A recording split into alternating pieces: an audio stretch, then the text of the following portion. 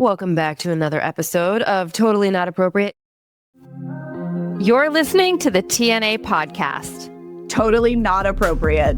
We're your hosts, Taylor Sappington, a cosmic cartographer, medical astrologer, and herbalist decoding the intersection of soul, body, and belief.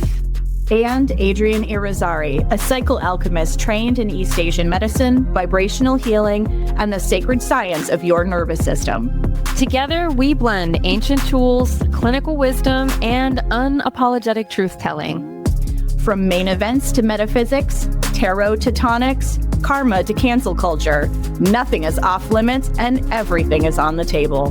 This space is for the boldly curious, the ones who crave uncomfortable conversations, crave deeper insight, and are done pretending that they don't feel what they feel. So turn it up, tune in, and don't say we didn't warn you. Welcome to TNA. Adrienne and I are going to be coming to you with our box of tissues. Cheers. Cheers. Right. Cheers. Because Adrienne's dealing with whatever godforsaken upper respiratory virus all of us are dealing with up north. Mm-hmm. And we have that down here in Florida on top of tree pollen. Because everything's so confused right now. We're going to be 85 on Saturday, and then we're going back down to 58 on Monday. Wow. That's a big huge swing for us. Yeah. Yeah. I mean, it's a big swing in general. I'm like, okay, Florida, like, I guess we all were like, okay, we're done. We're out of the woods. We had a lot of really cold weather this winter, which was a bit refreshing. And at the same time, we're not built for it down here. So, you know, pipes are not built for it. Houses are built to stay cold. Tile floors, concrete walls. Guess what, guys? My house was cold. I'm like, why can't I capitalize on this? It's not the middle of summer. Like, I don't need it to be this cold right now. You know, I'm not turning my heat on. We're not doing it. But if you have been, if you're currently dealing with some sort of upper respiratory ick, please know you're not alone. We talked about this last episode. We're well-resourced humans. Yes. With intact immune systems. I have to say, like, I have it. I don't feel awesome. Like, I can feel the pressure behind my eyes. Yeah. My nose runs. I have to keep clearing my throat. Like, I've got that. But overall, my energy is pretty decent. Although, this goes back to what we were saying last episode. Like, I knew when my 17-year-old came home with this disease that I was going to get it because I had just started my period. I was like, of course you did. Of course you did. My Wei Qi is down. I'm going to get this crap. And me and the baby, we both have it. Now, again, talk about well-resourced. We do not have it as bad as my son had it. Yeah. Yep. We do not have it as bad as the 17-year-old had it. But we definitely have it. And his nose is running and he's coughing a little bit from the drip and he wants to nap more and he's very snuggly, the little guy. I want to do the same thing.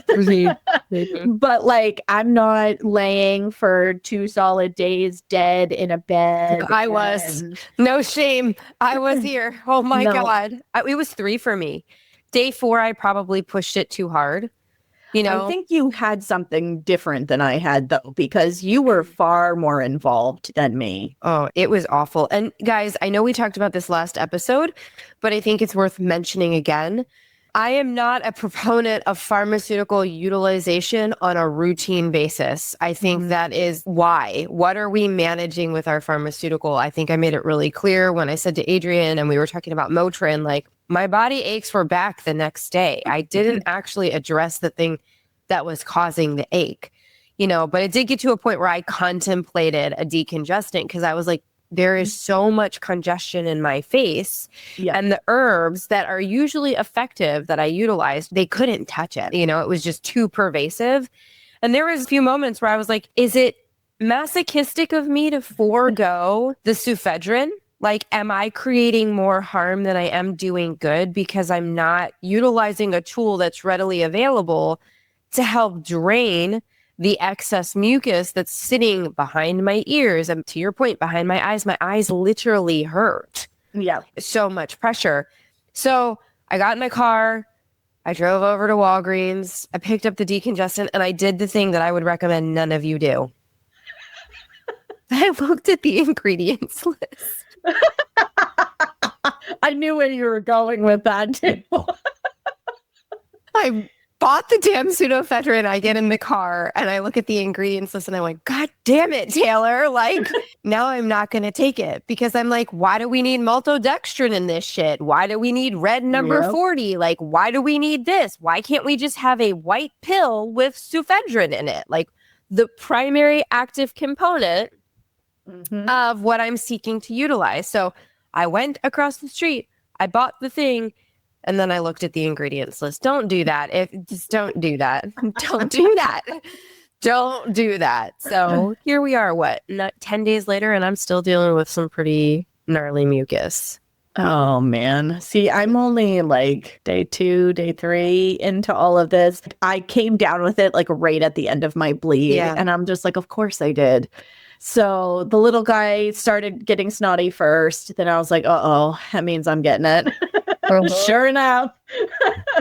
I'm also in that like 24-month postpartum rebuild stage still too. So like I've been trying to support my body so that I don't get too sick, because when that happens, like it just shuts me down completely. But I'm like, all right, well, you know what? I'm just getting a system upgrade, man. Here we are. I made a post on Instagram last week. There's part of that is what's happening, like the Schumann resonance, as we discussed, is continuing today, a week later, is continuing to flux in what is a very unnatural presentation for the electromagnetic or the geomagnetic activity of the Earth. So like we're still seeing fluctuations there. And we just had a massive astrological event. We are officially in eclipse season. Don't make any final decisions. Not now, like probably not till the end of April, but we are officially in eclipse season. Obviously, Uranus is still in Taurus. So it's so interesting. Adrienne, Uranus sits in my 6th house. I'm like, of course, with everything going on, your natal placements get activated with the transits. And the 6th house is the house of daily service. It's the house of day-to-day health. It's the house of preemptive health. And I'm like, oh, okay, that makes sense.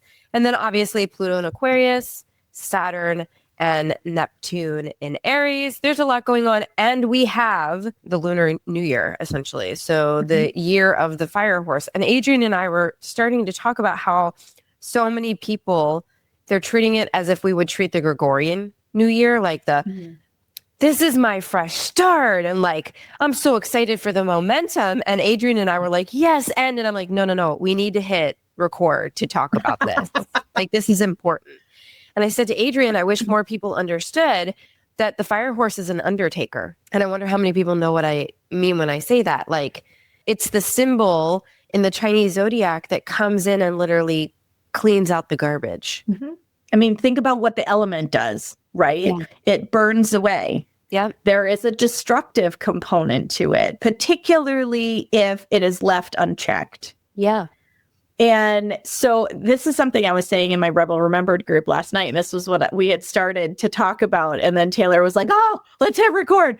Is the fact that there are so many ways of measuring time. So, the Chinese lunar runs on a lunar calendar, right? And how the seasons change through the year. There's these little, I'm going to call them micro events where for a few weeks you're in this like early spring energy, and then it's like mid spring energy, and then it's like peak spring energy. And so like they divide the 5 elements of the year into like little subcategories as energy grows. Right. Yep. And so when I talk to my clients, I never get into that much minutia, but I find it interesting because we have this big event happening. There's actually been a lot of talk about, which I think has been really lovely, around coming into the year of the fire horse. But if you put the tropical zodiac on top of it, there is an astrological thing that is happening at the same time. So all of these systems, they were on different continents and thousands of years old. And they're tracking the same thing. Correct. So like, I think that's wildly cool and just like speaks to how this is not pseudoscience. Like, this is an actual frigging thing, that it doesn't matter. Like, if you think that astrology is woo, I hate when people say that. It's like there's so much math and everything else involved with it. Like astronomy and astrology were taught together. Yes. Okay. And until the 1700s, until the London College of Physicians started to interject with the utilization of astrology in the medical field, it was a requirement to practice medicine to understand how to draw decumbiture and follow moon cycles. Healing cycles follow either a lunar or a solar phase. And oftentimes when it cannot follow, I think it's when you don't follow the lunar phase, you automatically default to a solar phase. That's how it goes with like the healing pattern of a viral based implication. The strategy to support you changed. You know, so it's interesting. I was listening to a podcast as I was getting ready this morning, and the woman who was talking on this podcast talked about how in the last year, and I'm drawing this parallel on purpose. So like there's a purpose to this parallel that I'm drawing, or why I'm utilizing this particular example. But she was talking about how in the last year, she's really walked a road of cultivating a deeper relationship with God outside of religion. Okay.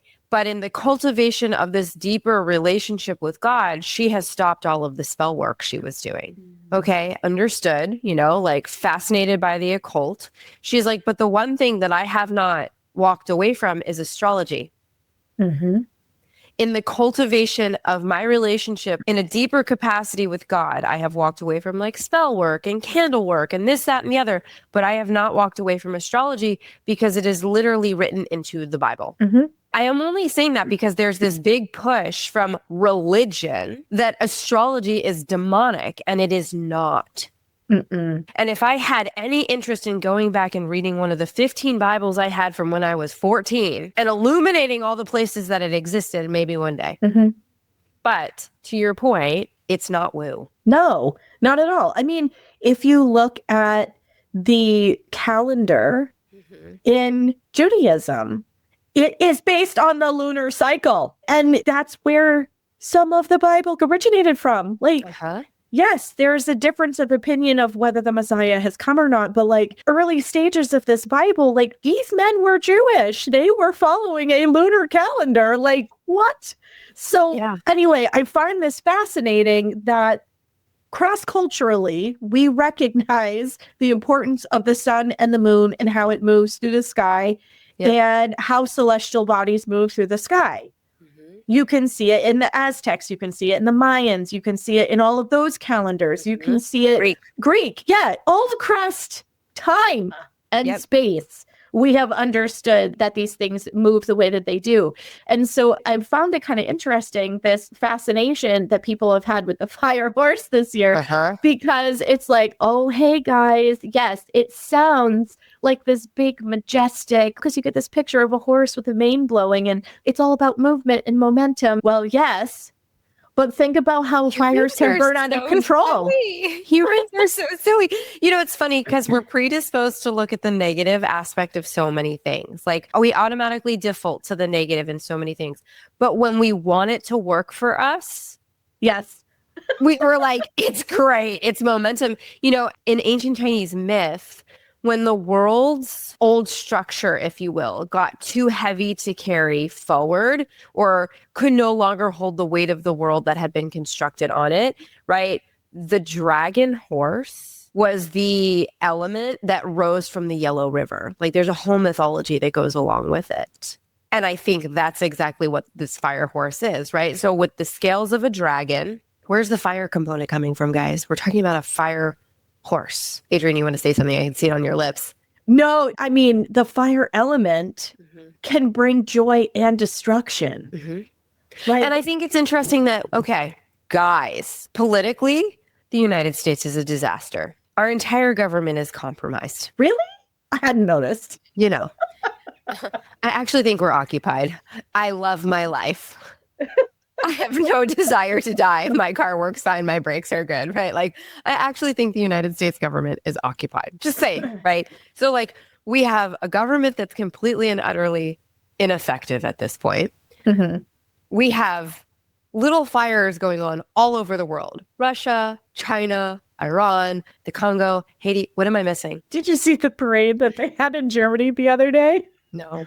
Oh my word. They made a gigantic political statement about how they feel about our current commander-in-chief. It was intense.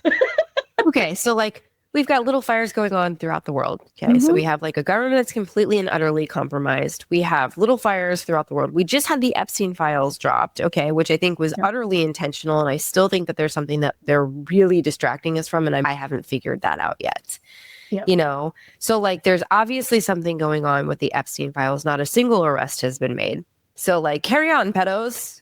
Carry on, cannibals. Like, carry on with yourself. No big deal. Like, we just let the entire American population know that we sacrifice children and eat their skin, you know, and do horrid things to them, but we're not going to do anything about it. Okay, got it. I mean, at least we could unite over that as a country. Bravo, guys. Way to go. Then we have the Olympics, like the awkwardly timed Olympics going on. Like, I'm like, okay, the world's on fire, but there's at least I can watch figure skating at night. There's like one thing I can do. It's bring myself some joy at night, or like luging, you know. But like, if you think, and there's more building, I'm missing things. I know I'm missing things, but this shows you like how the human nervous system is built for capacity. I can't keep track of every fucking fire and every new tragedy that some rando on the internet is screaming about when I open Instagram, because I'm not built to track all of this shit. But if you think that we're going to build joy off of that, what fucking Kool-Aid are you drinking? Can you pass me a cup? Yeah. I mean, this is going to be a year. I just got done saying this to one of my students, that this is going to be a year where finding ways to ground your nervous system and coming back to the earth is going to be incredibly important. Because why do you think they've been raping and pillaging her all of this time? She's the primary thing that regulates all of us. Oh shit, when the humans find out that all they have to do is take their shoes off and expose their eyes to the sun and spend more time out there instead of in here, attached to whatever bullshit we're feeding them, we're in deep doo-doo. We're in deep doo-doo when everybody starts talking offline. What's happening? Yes, there's no way to control the narrative. Holy crap. Yes, 100%. Sorry, I cut you off. Telling your clients to go outside. Well, and find ways to ground yourself. So think about the ways that control fire, right? You throw dirt on it to tamp it out, or you spray it with water. Okay. So these are ways to help your nervous system not blaze out of control, because, you know, for people who have a tendency towards certain mental health conditions, those are going to get exacerbated this year. 100%. I mean, just think about how road rage abounds at the hottest part of the middle of the summer. Like, this is going to be that on steroids, guys. So there's an intensity that comes with, there could be a swift boon in terms of money in, but it also can be money out. Like, you have to think about how money systems are changing too. Like, I want to continuously tell people this so that when we get to July, August, September, October, that doesn't mean that you shouldn't spend your money in ways that matter, right? That doesn't mean that you shouldn't invest in services, support, etc., that are going to ground you in the way that we're talking about. I really have done an awful job talking about my services. Adrienne does a beautiful job of talking about hers, you know, but like, money is going to change. And that's not a scary thing. What we're doing is not working. So you were saying boon in and then money out. I mean, it's all about balance. Yes. Right? Everything in the Eastern system, everything in nature, it's all about balance. And so if things come in quickly, they can go out quickly. This year is really going to be that feeling of things are speeding up. And I want to do things, and I want to go, and I want to like, just think about how you feel in the middle of the summertime. You're like, I want to go to parties, I want to travel, I want to do this, I want to do that. But this is not going to be the year to like embrace all of that. You're going to need to be measured and giving yourself opportunities for pause, rest, and grounding your nervous system. Because if you don't, I mean, this could be being in water, this could be putting your feet in the ocean, this could be a bath. Making a bath part of your ritual every day. This could be making sure that you're getting your feet in the grass. This could be, you know, whatever it is, like being in nature with your feet on the earth, or your body in the water or near water or something of this nature is going to be critically important so that you literally don't burn out. Yeah. Because this is a fast-moving, destructive element that needs containment. Mm-hmm. And I just wrote a post about how the Truman Show was really a documentary. Yeah, like, I really do believe that the Truman Show was a documentary. This is the year that Truman finds the door. Mm-hmm. Now you have a choice to like open it and leave the dome or stay in the dome, right? Like just like Truman had an opportunity to stay or to go. But this is the year where all the details start adding up. This is the year where we get quiet and we pay attention to the subtleties that don't really make sense anymore. The dragon horse that we were talking about before, you know, appears when systems calcify. We're at that point. We are at that point, right? When authority forgets its responsibility. When authority forgets its responsibility, you mean like Pat Barty and how she was like completely not accepting any sort of responsibility that an AG should be accepting. I'm like, this has got to be with all of the victims standing behind her, she refused to look at them. Like, how many of us have been sexually assaulted? How many of us have dealt? Yeah, how many of us have dealt with molestation? And the person who administered the violence walked away without consequence. That's been my lived experience. It's been my lived experience. Right? So she's just a blonde I'm not excusing her behavior by any means, but like she looks the part. That's what I'm trying to say, to perpetuate the behavior that serves the people that she's seemingly protecting. And all she's doing is eroding confidence in our judicial system. Which that's all it's doing. Like, keep on. Let's go. Keep on. If you guys are going to fuck up, you might as well just keep fucking up. Like, we need you to take it all the way because I think people actually need to see it. Yeah. How much cloak and dagger there has been in the past because how blatant she was in those hearings, I think really hit home for a lot of people because there are millions of us. Why do you think Me Too was such a big, like it took the internet by storm? Mm-hmm. I don't think that people were ready to see how many people put Me Too online. Mm-hmm. I don't think that because this is a self-reporting thing, right? Like the data that we have about sexual assault and it's all based on who's reported. Well, I don't know about you, but I was afraid of repercussions if I reported it. Yep. So I didn't say anything. I was also a kid. See, and this is the thing, like when you feel like the powers that be are going to create a situation where there's backlash.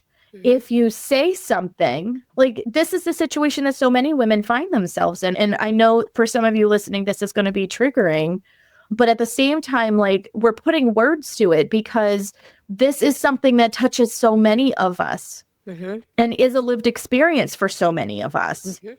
And the current narrative that is playing out right now is literally a violation of people's sovereignty. Like, it's just reinforcing, this is why I said nothing, because nothing will ever get done. This is why I said nothing, because nobody's going to protect me. I think the difference now, though, is there are so many people in the general populace paying attention that this is eventually going to end up in a place where someone's hand is forced. I hope so. I hope so, because otherwise we have completely demonstrated that none of the rules and laws that we have in place are going to be enforced and that they can be I feel like we've done chosen. That grossly anyway. Like we've done that anyway. Like you put the shoe on the other foot for the majority of the things that were going on, I'd be in jail. You'd be in jail. Mm-hmm. So-and-so would be in jail. Yep. And that's the thing. Like, and I think that's part of where this reckoning this year is going to come. And it's going to come fast.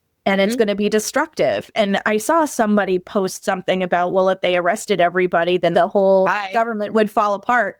Okay, fine. Let's rebuild it then, because if this was Joe Schmo on the street and he was found guilty of doing this, he would go to jail. So the people that did this should go to jail. It is really that simple. Yeah. Rules don't apply to some and not to all. It is to everybody. Otherwise, what is the fucking point? I mean, not in the world that we live in, Adrienne, though. We're seeing very clearly that rules for thee, but not for me. Well, and that is exactly where the fire horse and it doesn't, it's not just us. Well, yes, that's just it. It's an undertaker, right? Like we have undertaker bees in the community. The undertaker bees are responsible for taking out the trash. The trash could be a leaf. It could be a dead bee that has lived her 45-day lifespan. It could be a dying bee. Like they literally kick their own out when they're dying. Mm-hmm. Nature has a funny way of showing us how things are supposed to go. Mm-hmm. We are the ones that have been disconnected from and pulled out of tune with the natural rhythms and cycles of the world with which we live in. And I think it's going to be really rude for a lot of people to start witnessing those cycles.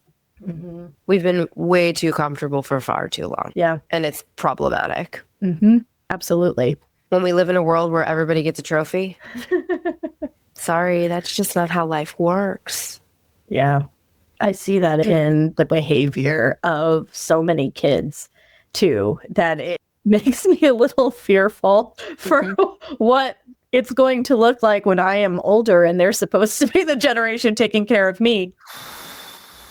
We'll just be taking care of each other. And that's what we'll be doing, But the fire horse appears when, again, order clings to power long after its purpose has faded. Mm-hmm. In the earliest accounts of this entire mythology, its arrival marks the shift of destiny. I mean, it was 60 or 66 years ago we had a fire horse? I can't remember. I think it's 66. And there were a lot of shifts. Yeah, wasn't that the civil rights movement? Mm-hmm. So fire horse energy is not destructive for spectacle. I think and this is where pop astrology really gets under my skin too. I'm like, wow, it doesn't matter what industry I am being tethered to. There's clickbait in all of them. There's clickbait in all of them. But when we talk about eclipse, a lot of the times it's prophetic, panic. And when we talk about Mercury retrograde, everything's in the microwave, right? And yeah, haha, funny, it's cute, but retrogrades are reflection. Mm-hmm. Eclipses are new beginnings. Reflection can be painful. You got to go back 6 months of your life. What was happening 6 months ago? Same thing with moon cycles. You know what I mean? It's all about reflection so that you can move forward from a better foundation or from a better, starting point. Same thing with eclipses. So I would say with this lunar new year and the fire horse, the dragon horse, whatever we want to call it, it's not destruction for spectacle. It's renewal through necessary clearing. Mm-hmm. It's the force that moves through fear. Yeah, that's a big one. So if your kidneys are weak, fear will be exaggerated. Uh-huh. So self-care will be critical. Or if you plug into the egregore or the collective consciousness that is fear, you're going to drain your kidneys. And I don't know about you, Adrienne, almost everyone I know is plugged into that. Mm-hmm. Yeah. It's like running in place, though. It doesn't actually get you anywhere. Oh my God, what am I going to do about money? It's funny what happens when you detach yourself from that, though. Somehow everything gets paid. Yeah. Money is a deep conversation. That is a deeply quantum conversation. That is not just a mind shit. I wish people would stop selling this bullshit. Manifestation's great, but the way we do it in the West is absolutely bastardized, right? And yes, there's an element of manifestation and mindset work that goes into money, but that is such a small piece of the puzzle. Where are your ancestral lines? What karmic contracts did you agree to in this lifetime? What's your relationship with money? How about vitality and life force? It goes so very deep. What grid are you operating on? Yeah.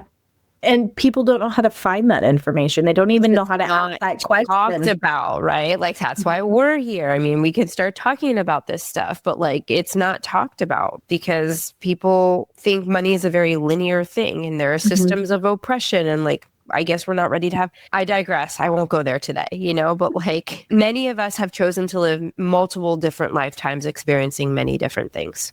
And I'll leave it at that. And we are only a victim of our circumstance if we choose to be. Oh, I tell my kids that all the time. Yeah. And it really upsets people when you say that. And it's yeah, well, the world is about co-creation. Yeah. That means you participate consciously or unconsciously. And most of you are unconsciously participating. Even if you think you know your truth. That's a whole topic we could talk. What truth? According to what? Plugged into what? How much of that do you have to burn off too? So opportunities really do exist when things the fire horse come in and create space for balance, for truth, for possibility, not resisting the current, if you will. So I thought it was really important that we talk about the Chinese, the Lunar New Year, what's going on astrologically. I had somebody ask on a call last night. It's so appropriate. I'm stepping into teaching how to read an astrological chart to the women in my business mentorship. And I'm like, oh God, this is like exactly where I should be. It was so fun. And it's such a practical tool because we were able to like open the chart. And I'm like, okay, what house would you go to if you wanted to better understand communication with your client? What house would you go to if you needed to better understand day-to-day routines, work, like what they're supposed to be doing in life, like what gives you a good idea? Because most of us, I'm sure you included, Adrienne, deal with women that are working lines of work that they fucking hate. Oh, yeah. Because it's what was practical and what I mean, I can say that about the early stages of my life. I was always interested in alternative health. Yep. Oh, no. For me, it wasn't good money in the beginning, but it was a necessary leap that I had to make. I graduated with my master's degree in 2008. What happened then? The market tanked. And so I got laid off from my first 4 jobs. My stupid resume looked like I couldn't stay anywhere, and it had nothing to do with me. It had everything to do with the market. Where are we right now? I'm so glad I'm working for myself. Now, granted, that comes with its own challenges and its own stressors around income flow sometimes, but like, I would much rather put my money on me. Yep. Because then you don't walk into an office one day and go, sorry, guys, we're going to have to lay a bunch of you off. Like, you know, I was always with performance, has nothing to do with how consistent. Yeah, absolutely. And I've fielded that conversation so many times since I graduated with my master's. And so I had to take what I could take. Yeah. And I ended up taking it for far less money than I should have. And that like just kind of set the tone for everything else that I got hired for in the very beginning stages of my career. And it's like, you know, so I didn't feel there were parts of my job that I felt satisfied with, like working for nonprofits made me feel good. Working in higher ed made me feel good because I felt like I was doing something good for other people. But I was always interested in alternative wellness, and I wanted to work in that field and was trying to figure out and navigate how I wanted to participate in the health space. I mean, I was looking at programs to do something with it while I was still in graduate school. So like, I always knew that I was being called in this direction, but I had to pay the bills. You know, when you've lived on a graduate stipend that you barely can feed yourself with, and you work a part-time job on the side while you go to school full-time, you know, because I put myself through school. It's that setup that's dying, though. Yeah. What you just said, like, I'm in grad school, working a part-time job, living off a stipend, like it's that setup that's dying because that was never actually built for the people that are existing and operating within it or even after it to succeed. You know, and if we look at, I hate to say this because I always go, well, I'm glad I have my degree and I'm glad I have the experience that I have, but do I actually utilize it? Yeah. I mean, I do. I have to say I do. My bachelor's degree is in music. So I understood frequency from the beginning, and I always wanted to use it in a therapeutic way. Right. So that was how I went into college. My master's degree was a little, you know, it was in communication. So it was a little looser in terms of how it connects, but it has absolutely served me in terms of what it is that I did after and what I do now.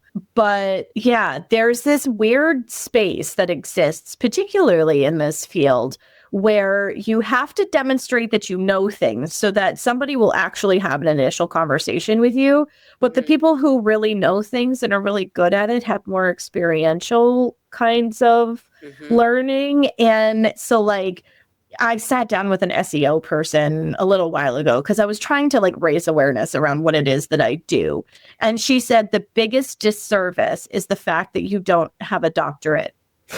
And I was heartbroken because I actually did start a doctorate and I didn't finish because I was broke and I couldn't live on ramen. I had been diagnosed with celiac by then. So I was like, okay, ramen's not in the cards for me. So now what? Right. So I went to do the working thing so that I could figure out my next moves. And yeah, that was so disheartening to hear from this person. If you could say you're a holistic doctor or if you had doctor in your name, even if it was a PhD or an EDD, it didn't matter.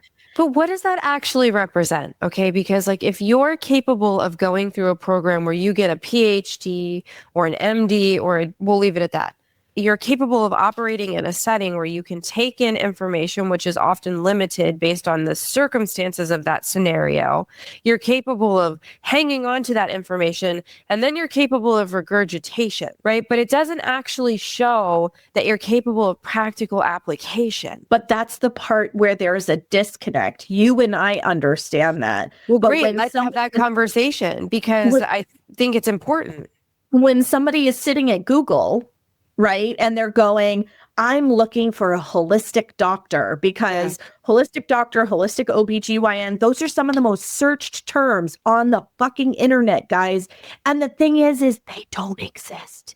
Like, maybe you will have somebody who is Western taught who realizes that was the point of this conversation today. There's limitations to their toolkit. And I'm working with an OBGYN and I am training her because she wants to have modality ability outside of the toolkit she was taught. When we had our conversation this morning, she goes, I have really come face to face with some of the limitations of what I was taught. And I'm so looking forward to this training to be able to expand that school of thinking. And so I would say she's the closest thing to a holistic OBGYN. She is a holistic OBGYN for all intents and purposes, but she's pursued that education outside of what she came through. Yeah. So there are a lot of people who, there is another person in my area, I probably should be careful just because, but who advertises themselves as a holistic OBGYN and nothing about the way that they go about things that is holistic. It gets you in the door. Please understand that words like holistic, functional, integrative, they're marketing tactics and they get you in the door. And that's the hard part to get people through my door is I can't say that I'm a doctor. My husband. Stop saying that. Stop saying it's hard to get through people through your door. Stop saying it. We're going to start doing this now. Stop saying that. Well, but I'm doing it for illustrative purposes. Okay. So, and I'm totally saying it for illustrative purposes because my husband then goes, I support you to get your PhD if that's what it takes in order to help improve your SEO. This is literally what my husband said to me. I was like, I love that you believe in me so much that you are willing to support me going through this rigorous academic program in order to be able to help position what I do. I don't actually think you would learn stuff that you don't already know, though. That's the thing. And that's it. That's the thing. So when I was looking at my mentor now, okay, the reason I chose to work with her, I was looking at a PhD program when I met my current mentor who had been through the PhD program that I was looking at, not the exact one, but the education, so to speak. And she's like, Taylor, you're going to get your PhD and you're going to be frustrated. You're going to be frustrated because one, they're going to teach you shit you already know. And two, they're not going to teach you what you're actually looking for. And that's she wasn't wrong. Yep. That's how I felt walking out of some of the educational stuff that I've done. And I don't want to be a researcher. Like, let me make it really clear. Most PhDs go because they like the research component of things, right? Well, like I kind of do. I don't want to put trials together. I have no desire. I don't want to put clinical literature out. I have no desire. You know what I mean? Like a large portion of a lot of PhD programs are teaching you how to do those things. And I'm like, yeah, that's nice. And that's really not what I'm looking for. But I don't actually think that you would learn something that you don't already know. Well, so this is what you just said is what I told him. Is I'm like, I love that you believe in me that way. This is why you're my partner. And this is why I just love you beyond words. And yet the effort to go through the motions to essentially be a dance monkey, just to have a piece of paper in order for people to believe, like, I think of myself like a barefoot doctor. That's the way that Chinese medicine was taught. It was experiential. You apprenticed with people. Oral tradition. You worked with lots of bodies in order to amass the knowledge that you had, and you pass that along to the next generation. This is why I teach. because I want people to know what I know. I worked really hard to know what I know, but I've been through lots of different experiences. I've learned from some of the best in the industry in their fields, and I have alchemized that information into what it is that I do now, which is different than what anyone else does. And that is the part that I feel like, you know, I always put that intention out there. Let the women who are meant to find me. So that we're a vibrational match, that we're an energetic match, and they're ready to go the distance for the kind of transformation that they're looking for. And no PhD program is going to get that. So like, I had to get over feeling really disheartened at first, because I'm like, I do like to study. I could live in a library and like never come out. I could totally hermit myself in a library and just be the happier than a pig in shit. But I recognize that I would be essentially spending my chi, my vital energy, in a way that isn't going to serve me. And I hate that we have been so saturated and indoctrinated into this. You have to go to a doctor in order to get someone who knows something. I see it all the time on Facebook, in mothers groups, and like places and spaces where there are chat forums where they say they are looking for natural, or they're crunchy, or they're holistic, or they're this, and they lead with, where can I get my hormones tested by a holistic doctor? And my brain explodes every time I see it. It's like, you think, number one, that Western medicine is the end all be all, and it is not. There are so many other schools of thinking that have served the human population for thousands of years that are far superior to the 200-year-old baby medicine. So there's that. Rooted in the Rothschild. Was it the Rockefeller? Sorry, that was the other. That's the other R family that we haven't talked about. Okay. So, you know, there's all of that piece. And then I'm like, have you tried an Eastern medicine practitioner? Crickets. It's like, there are so many other ways of looking at the world other than this really narrow lens that you're using. Today, I'm going to sound like such a bitch. Today, I think I just covered that. Now we also have the health coaches too, right? Like, and the health practitioners. So when someone's asking for a doctor that's alternative, holistic, you now have that entire crowd piping in like, well, I am niche in this and I focus on gut and hormones. I'm like, bitch, sit down. You took a 6-month program. Stop. It's so hard. Like, when people have an attention span of like a squirrel and it's 30 seconds. Yes. I think that's my button for me, where I'm like, no. They're clearly looking for something outside. I'm not saying health coaching can't be beneficial for people when they need the basics, like basics, like, which again, it's flabbergasting to me that in 2026 now, people are like, tell me what to eat. Yes. Fuck do you mean tell you what to eat? Ain't nobody gonna tell me what to eat. Like, I have to follow my appetite, and that's gonna look different every day. I've done the macros thing. I'm not hating on macros. I'm so glad it's a tool that's helped so many women, and I would encourage every woman that has benefited from the utilization of macros to go, why did this help me? Like, what about this helped me? Right?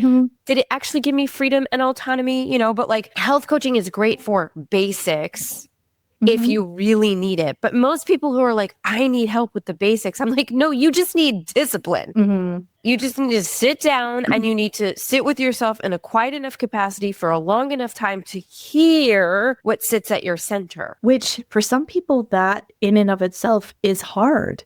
Because we've never been taught those skills. We've been taught to distract. We've been taught to numb out. We've been taught to quiet her. You know what happens in my experience, though? The people that actually need to be told that come to somebody, you know, like me. And that's the first place we have to start, because nothing else extravagant above and beyond that is going to land, because your ecosystem's not receptive. Right? So like, you too, we get into this conversation and then they fight you tooth and nail on it. This is too simple. This can't be the answer.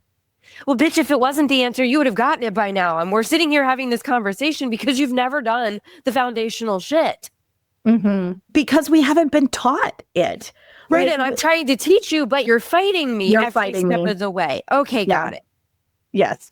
I have this challenge too. And sometimes I'll have people that will fight me because they have done a lot of doctor Googling and they believe that they have amassed a massive amount of knowledge, but they don't have the nuances that they need in order to make it work. And so, like, I've had people who are practitioners who will fight with me.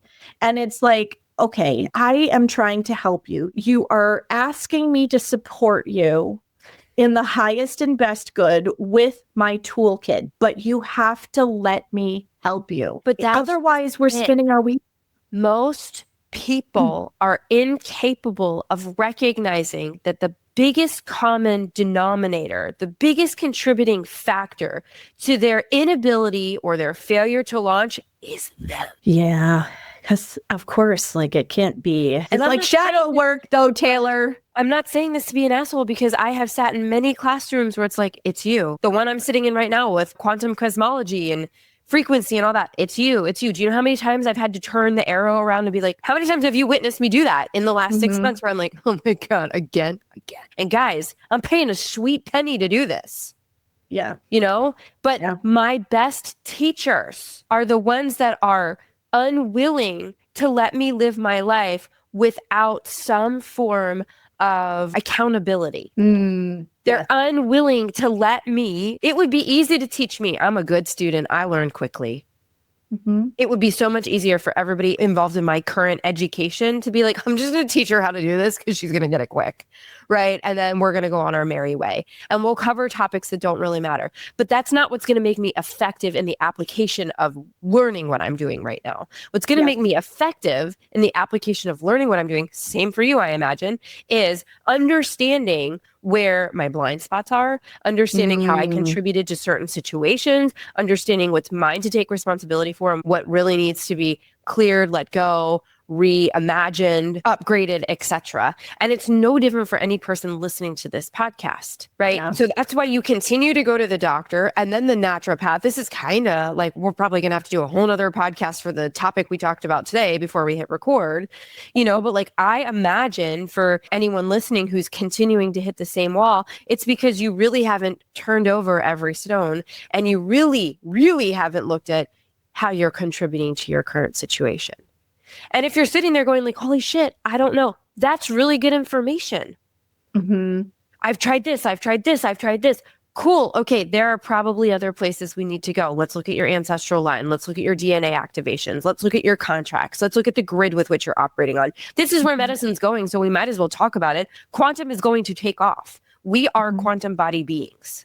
I think that's the hardest part of the conversation for me when I have somebody come to me and they're very sick, meaning that their body is very dysregulated. There's a lot of dis-ease and disharmony. They feel like they've tried all the things because they have in what they understand. On the physical body. Most people who are like, I've tried all the things. I'm like, no, you've addressed one body. Yes. And not all of the facets that make you you. And that is the hardest part to get people to understand, because then when I tell them, and this kind of goes back to an episode that we previously did around compensation, I'll be like, so this is what it looks like to work with me. And people will be like, but I've already spent thousands of dollars on supplements and this and that. And I've been to me too. Done there, done that, rode that boat. You know, how are you different? And I'm like, it's so hard because people find me often when they have tried all the other things and nothing is working, and then struggle with the fact that, yes, I can deliver results, but it is going to cost something. And I always feel bad because it's like a forest for the trees. I know what it's like to be so chi depleted that it feels like one more thing. I know what it feels like to be so empty, to have the tank be so empty that it's like, oh my God, I have to do one more thing. This is really hard. And you don't have to do anything. Actually, you can just continue to exist where you're existing. You can continue to walk the paths that have already been foraged and you've worn them down with your feet because you've done the back and forth 10,000 times. I mean, you don't really have to do anything. It's a choice. I had to argue that a little bit because the body will get to a point where it goes, these things aren't working and I'm going to give you more symptoms because you haven't created any difference in what are we in arguing? your I'm a little confused. What are we arguing? What do you mean? You just said I'm going to have to argue that a bit. What are we arguing? That staying where you are isn't an option. Like, I don't think that you can stay in the same place and keep going the road back and forth, because if that is the choice, the body will break down further. That's correct. But that's a choice for people. And I've witnessed them in doing that, right? Okay, I see what you're saying. Yeah. Rock bottom looks different for everybody. Yeah. Like, I think you and I have a very different idea of rock bottom at this point, but I think that's because we've been at the rock bottom. I'm attempting to descriptively talk about, like, you can choose to forego the help that's sitting in front of you. It would probably be much more linear, if you will. Not that anything is linear. Like if Adrienne, I've worked with Adrienne, I can tell you the shit works, you know, like I can tell you your body recovers. I can tell you steaming is beneficial for all bodies, you know, mind, body, spirit. But like, it is always a choice for people to sit in your chair or my chair and then be like, yeah, I'm just going to choose to kind of like roll with where I am. Mm-hmm. Yeah. I mean, and sometimes that's a choice. And they will get worse. Because change is scary. Yeah. I mean, I absolutely think they will get worse. 100%. Mm-hmm. And it's like, I think this is where we have to stop collectively unhooking ourselves from responsibility. Yeah. Like my body, my responsibility. Your body, your responsibility. I get accessibility issues. Like I do. I've been a single parent. I've lived paycheck to paycheck. I understand what it's like, you know, like, and I mean, I don't tell this story often. $53,000 in debt to feel better with a functional medicine doctor. Mm-hmm. Did he get me where I needed to go? No. Did he get me to a better place than I was when I first met him? Yes. You know, but he wasn't giving the comprehensive that Adrienne gives or the comprehensive that I can give. I mean, his knowledge was great. He was in his 60s when he went back to school. I mean, bless him. Like, his wife got really ill and he wanted to help. He helped her and then he wanted to help people like her. You know, how many people in their 60s that were MDs before that went back for functional? Like, brilliant man. Used a lot of really good tools. And that's just it. There was limitations. So, but you know, when you can't walk and you're neurologically impaired and you can't remember things that someone said to you 10 minutes ago, I don't really think that's an option to stay. That was my rock bottom. Yeah. For me, rock bottom was being in my 20s and knowing where every public bathroom was, because my celiac was so out of control that I would have accidents. I couldn't get there fast enough. I had no control over my bowel function, and then my memory fog. Fart. Yeah, I still don't. Like, I'm healthy now, but I still don't, because of literally the trauma that came along with all of that. Like, I would go through periods of time where I had a really hard time with my memory because cross-contamination, the fog would roll in. My brain was like, so where am I again? And celiac looks different on everybody, right? Like I have another girlfriend that has pretty severe celiac, well managed, super healthy, like having baby number 2, everybody's doing great. But when she is gluten, I mean, it is literally like vomiting immediately. It is sores in the mouth. You know what I mean? I'm more gastrointestinal. Mine is gastrointestinal. But for a long time, gastrointestinal. I mean, and you know pretty quickly because you're like, oh, it's like a certain presentation that you get with your belly, right? But like preceding that or precursing it, it was rashing from head to toe. Like my daughter rashes. I don't. For me, it's neurological. Yeah. Like I started having coordination issues, memory issues. My husband says it has a look. Yeah. Where like the fog rolls into my eyes and like I just like kind of stare at him and I can feel that I feel detached and vacant. And he's like, oh, I think you got gluten. And I'm like, yeah, I think I might. And then the gastrointestinal starts within a few hours after that. And then I die for like 4 days. And part of me is like, I'm really grateful for that because like our food, the majority of our poisoned food is gluten. It's great. Yes. So there's a part of me that's like, that was a built-in mechanism of protection. As much as it sucks, I'm like grateful for it. And at the same time, like, I think what I'm trying to say is, coming from two people who have seen multiple versions of rock bottom and who have had to take immense responsibility for everything that has shown up in their physical body, their mental body, their emotional body, and has deeply invested in doing that, you know, like, the days of I want to get better, but I don't want to take radical responsibility are done. Yes, because for me, accepting the shadow side of what got me into that place in the first place, I love my shadow as I love my light, and all things are transformed in love, right? Mm-hmm. So when I started really accepting responsibility for the shadow side, you know, where I had perfectionist tendencies, why did I believe that I needed to protect myself in that way? Where was I not giving myself compassion for things that had happened that I never forgave myself for? You know, when I really started doing that work, and that work is messy. You are literally coming face to face with all your shit and you're pulling it out of the trunk, right? None of that's fun, but my stools got better. And now I probably could trust a fart. I just am scared too. That's fair. You know, I'm like, if we want to take it just a little deeper, and I know I might lose some people here, but like just taking it a little deeper, there are components to our being that therapy is not going to touch, that, you know, sound is not going to touch, that supplements are not going to touch, that testing is not going to touch. And we talked about this on the last episode, and sometimes we need help identifying where those areas are and then addressing them at a biophotonic or atomic level. That type of medicine does exist, right? You know, and sometimes it's like, what did grandma not resolve? Trauma skips a generation and it ingrains in our DNA. Mm-hmm. I'm sorry, no diet is going to address that. Yeah. You know, no supplementation is going to address that. You know, what do your ancestral lines look like? Where's your mental field? Is there containment there?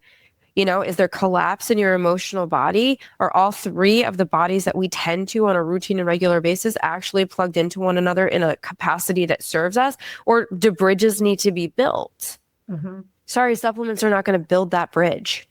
Mm-hmm. So like, I think we talk about where we're going astrologically, and we talk about the year of the fire horse, and we talk about energy, and like, guys, this is part of that conversation.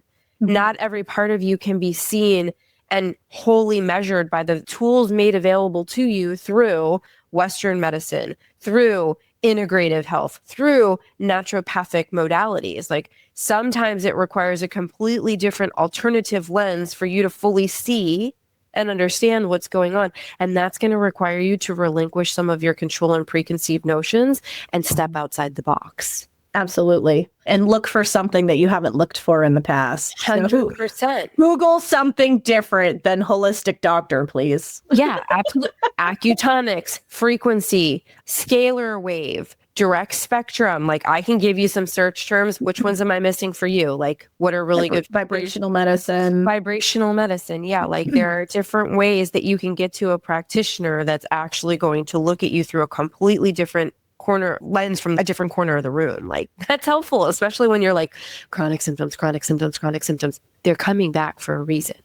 Mm-hmm. Or you can keep draining your pocket. That's fine too. Like, we have to talk about that next time. Just like the excessive amount people charge for testing. And like, I've supported people, I'm sure you have too, Adrienne, where they spent $4,000 for an hour of someone's time.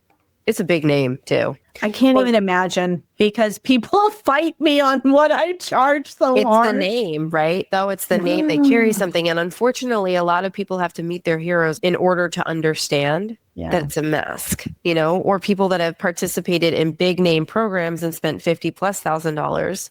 And I'm like, I look at the plan of care sometimes and I'm like, this is what you paid for? Mm-hmm. I'm going to pay $10 for this. This is what you paid for? They told you to take this. Yeah. I have that experience on a regular basis as well. And it's frustrating because for me, it comes back to what you were saying earlier about integrity. Yeah.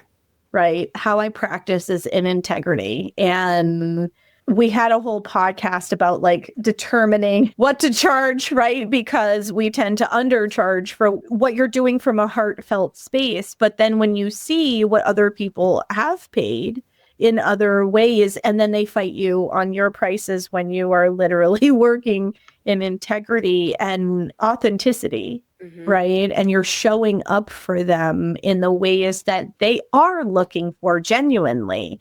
They need genuinely. You're holding them in a way that they have been screaming for, and they fight you on how much it costs. It's such a hard space to be in, especially when you aren't a holistic doctor and you're not easily Googled. I love answering that question though. Like, well, you're not a doctor. No, that was intentional. Yes, for me it was too.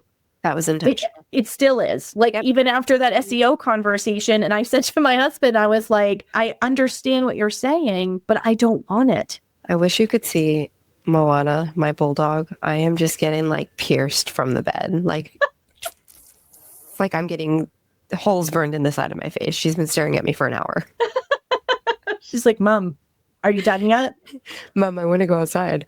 Yeah, I mean, it's very intentional. The lack of MD is very intentional. The choice to not go back for the PhD, very intentional, you know, because I see these systems for what they are. And it took me a long time to work my way out of the indoctrination that I had been exposed to and, you know, absorbed. Yeah. Yeah, I understand that completely. And I've had people who work in acupuncture that go, in some ways, I kind of envy you because you can say whatever you want to say and you don't have to worry about it. Because, you know, with a lot of these disciplines, there's a lot of regulations that go along with it. Yep. And, you know, I have insurance requirements, sure. But like, it's not like when you accept insurance, and it's not like some of the limiting bumpers that are put on what you can say and how you can say it and things like that when you're in one of these licensed. And then you see the apathy, like the apathy takes over because they're like, well, I've got a ball and chain and I've got handcuffs on. And then and then there's metrics that they have to meet for the insurance companies.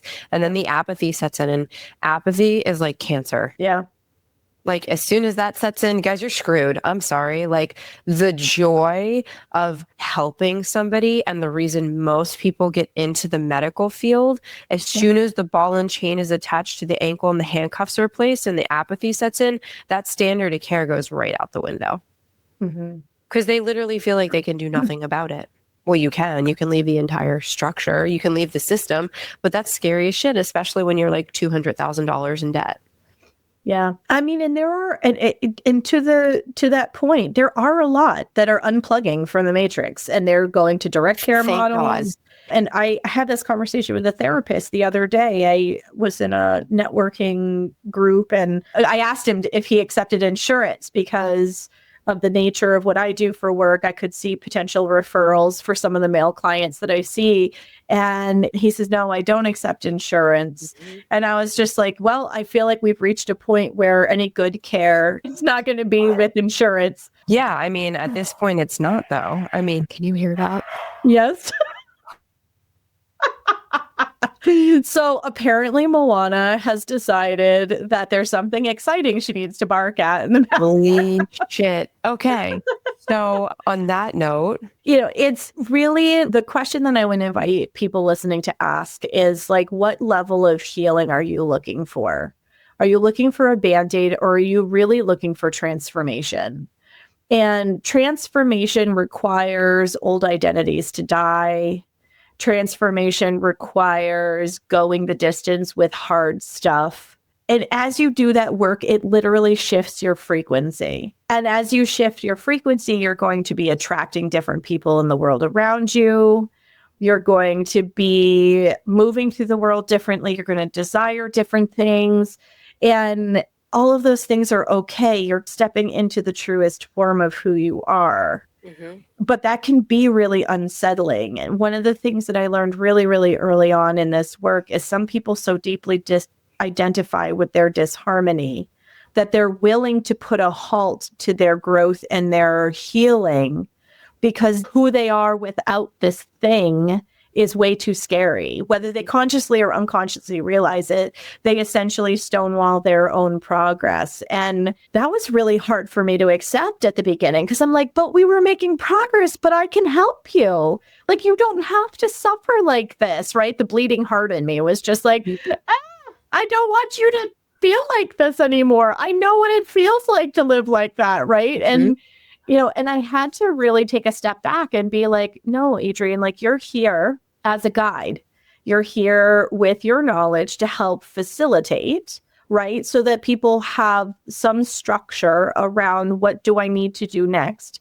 Because those initial few steps are hard. And when you are really depleted and really in a state of disharmony, that you can't see the forest for the trees, you need that kind of a guide at the very beginning. And then as the fog clears and as you have more energy and as you see that transformation beginning to take place, you're able to hold your own weight. And not everybody wants to be saved. That is also true. But that's part of like where this very eye-opening experience came for me at the beginning was like, wow, you came to me for help and I would have never imagined that you didn't want to help. You know what I mean? Like sometimes people just like to look like they're doing something in order to check a box, because it's easier to stay a victim when it looks like you're trying to take intentional action on resolving the problem. I have a client recently that I went separate ways with that comes to mind as I think about this, right? Where I'm like, it doesn't matter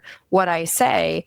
I'm not going to get the whole truth and nothing but the truth out of you. There are parts of you and your lived experience that you're going to keep hidden behind a paywall, if you will. And even though you've invested in the services of my support is limited to your capacity to be honest, not only with me, but with yourself. And if this place of victimization and this place of powerlessness is where you feel most comfortable, that's going to overtake anything that I can do to support you. And like, with love, I got to let you go. Yeah. And that's a hard conversation to have. And but I can't imagine not loving someone enough to have that conversation with them, right? Like even the tough ones, and I think for the most part, the women that have been with me for 4+ years, like they would say, we wouldn't be here without those tough conversations. She reflects them. I don't always like her, but I love her for reflecting hard shit back to me. And that's the type of person that I'm probably best suited for. Like, I have to have people in my life give me a dose of my own medicine, and I do. It's really not pleasant, I got to tell you. Like, it's really unpleasant, frankly, and then I'll take my day with it and I'll get sad about it and I'll cry about it and I'll process it. And then I'll be like, all right, let's go. Thanks for doing that. I appreciate it. Didn't like you in the moment, but... I say that to my kids all the time. You might not like what I'm saying, but you do need to hear what I'm saying. Yeah. And sometimes it's like, you just don't want to be told that you're responsible for the pain or the disharmony or the dysfunction that exists in your world. Like, fuck, that means I have to go be responsible about it, and I get it. And can you imagine maintaining the dysfunction knowing that you could change it? I personally can't. Correct. So when you witness that in someone else, I'm just like, I cannot until we're ready to take responsibility for the dysfunction that exists. Like, you got to go find somebody that's going to feed you feathery shit. Yeah. Plenty of people that'll do that. So this was a completely random episode.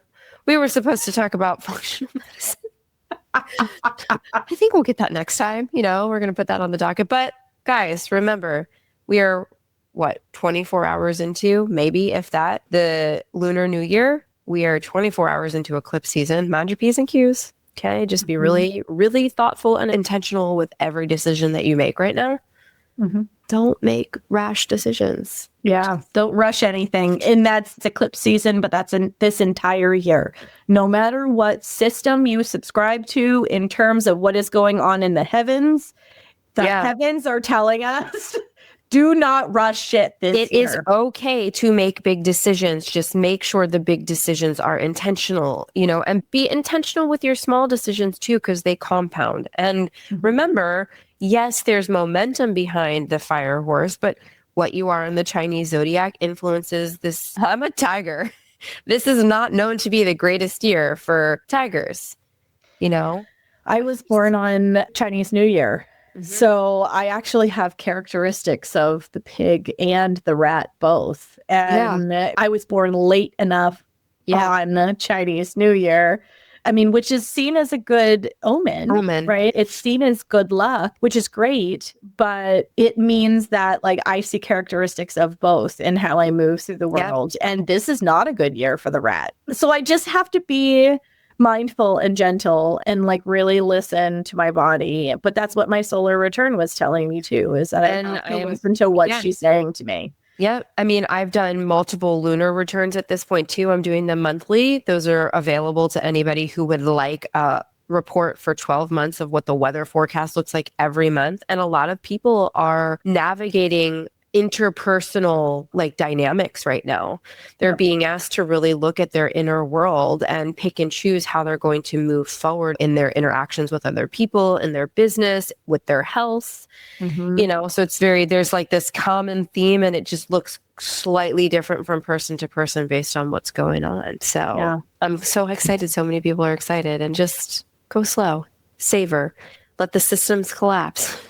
You can't do anything to stop it. Sorry. But that's okay. Like maybe the frame is more keeping yourself grounded, allowing yourself to sit in empty presence and see what arises in terms of what would feel good. Because we have an opportunity to build something that feels good. Yeah. So instead of focusing on the destruction and the chaos, and because, you know, people in chaos can be easily controlled. Absolutely. Right? If you think about it more from a dreaming a new reality, dreaming into what you want, desire, what would feel good, what feels aligned, like that is hope-filled, right?